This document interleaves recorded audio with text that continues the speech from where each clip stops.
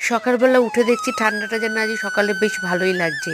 সরস্বতী পুজোর দুদিন আগে ঠান্ডাটা কমে গেলেও এখন আবার ঠান্ডাটা যেন বেশ জাঁকিয়েই পড়ছে।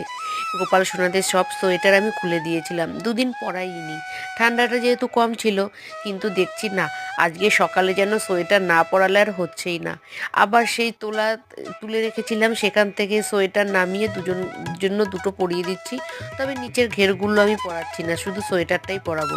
ঘুম থেকে তুলে হাত মুখ ধুয়ে সোয়েটার বের করে পরিয়ে তারপর এদেরকে ভোগ দেব। তবে তোমরা কারা সকালবেলা উঠে এরকম আমার মতো সোয়েটার পরাচ্ছ অবশ্যই কিন্তু কমেন্ট করে জানিও। ভালো লাগলে চ্যানেলটা সাবস্ক্রাইব করে পাশে থেকো। রাধে রাধে।